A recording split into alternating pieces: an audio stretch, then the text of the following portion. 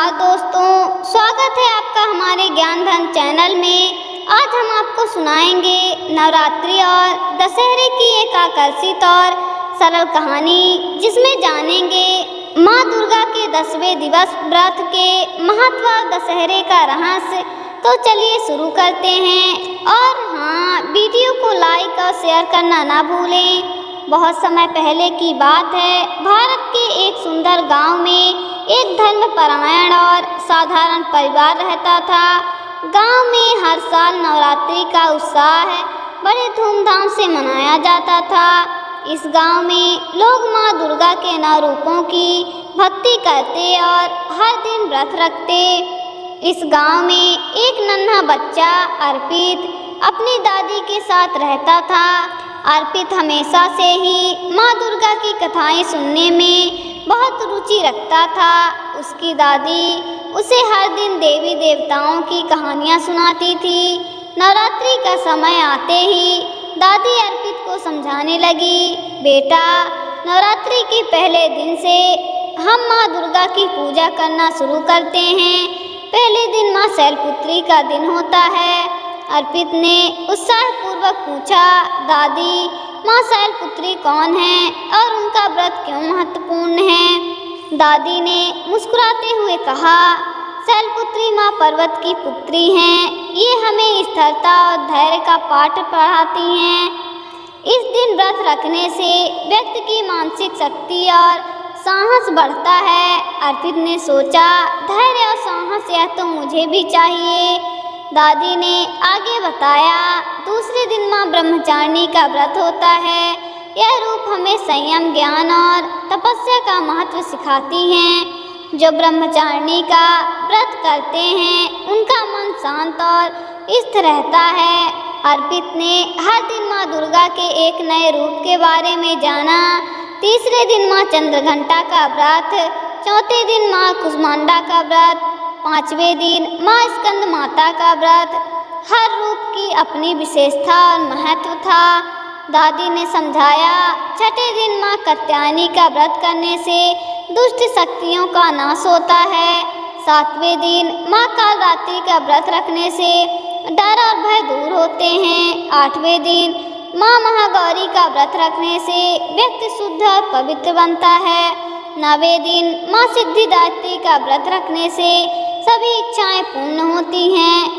अर्पित ने ध्यान से सुना और उसने भी नवरात्रि के सभी दिन व्रत और पूजा करने का निश्चय किया। गांव में हर दिन पूजा और हवन होते। लोग उत्साह से माता की आराधना करते। अर्पित ने भी दादी की सहायता से हर दिन पूजा की और माता से आशीर्वाद मांगा।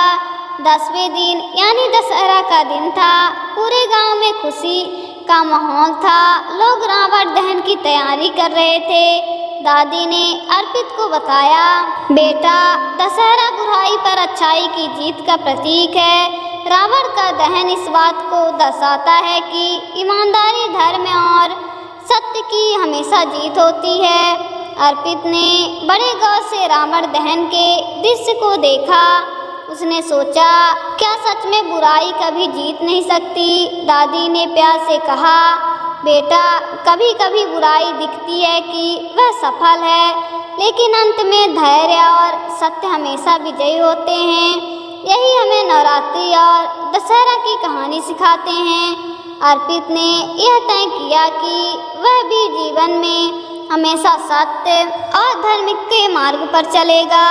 इस तरह अर्पित ने नवरात्रि के 10वें दिवस व्रत और पूजा के माध्यम से न केवल देवी की भक्ति सीखी, बल्कि जीवन के महत्वपूर्ण मूल भी समझे। जैसे ही नवरात्रि का अंतिम दिन आया, पूरे गांव में उत्साह की धूम थी। अर्पित हर दिन की तरह सुबह जल्दी उठकर माँ दुर्गा की पूजा करने गया। उसके मन में सवाल थे, दादी, दशहरे के दिन रावण का दहन करने से हमें क्या सीखने को मिलता है? दादी ने मुस्कुराते हुए समझाया, बेटा, दशहरा हमें बुराई पर अच्छाई की जीत का संदेश देती है। रावण का दहन हमें याद दिलाता है कि चाहे कितनी भी बड़ी शक्ति बुराई की हो, अंत में धर्म और सत्य हमेशा विजय होते हैं। गांव में रावण का पुतला तैयार किया गया था। उसकी ऊंचाई आसमान को छूने लगी थी। बच्चे और बड़े सभी उत्साह से अपने अपने स्थानों पर खड़े थे। अर्पित ने देखा कि उसके दोस्त भी बहुत खुश हैं। सबके हाथ में फूल और ध्वजा थे। दादी ने उसे समझाया कि पुतले के चारों ओर घेर कर रावण दहन करने की परंपरा है। गांव के पुजारी ने मंत्र उच्चारण किया और रावण में आग लगा दी गई। आग की लपटें आसमान की ओर उठ रही थी। अर्पित ने महसूस किया कि बुराई धीरे धीरे जल रही है। दादी ने कहा, बेटा देखो, यह रावण दहन केवल बाहरी बुराई का नहीं बल्कि हमारे मन की बुराइयों और अहंकार का भी प्रतीक है। जब हम अपने मन से बुराई निकालते हैं तभी सच्चाई और धर्म की जीत होती है। अर्पित ने यह मन ही मन ठान लिया कि वह अपने जीवन में कभी झूठ, छल और अन्याय का मार्ग नहीं अपनाएगा। 10वां दिन समाप्त होने के बाद अर्पित ने महसूस किया कि नवरात्रि और दशहरा केवल त्योहार नहीं, यह हमारे जीवन के मूल्य सिखाने वाले पर्व हैं। उसने दादी से पूछा, दादी, क्या मैं भी माँ दुर्गा की भक्ति और धर्म के मार्ग को जीवन में हमेशा अपना सकता हूँ? दादी ने प्यार से कहा, बिल्कुल बेटा, यही सच्ची भक्ति है। पूजा और व्रत से प्रीति नहीं बल्कि जीवन को सुधारने का माध्यम है। यदि तुम हमेशा सत्य, धर्म और अच्छाई का पालन करोगे तो जीवन में हर कठिनाइयाँ आसान हो जाएंगी। अर्पित ने यह तय किया कि वह न केवल पूजा करेगा बल्कि अपने जीवन में भी माँ दुर्गा के आदर्शों को अपनाएगा।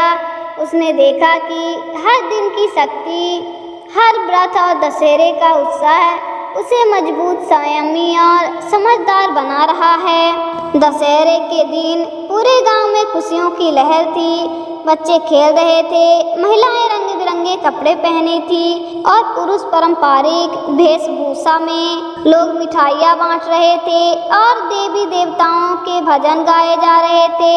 अर्पित ने देखा कि हर कोई अपने घर और मन में बुराइयों को जलाकर अच्छाई को स्वीकार कर रहा है।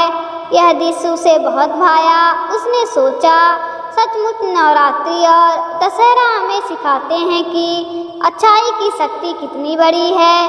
दादी ने अंत में कहा, बेटा, यह हमारी संस्कृति की सबसे बड़ी सीख है।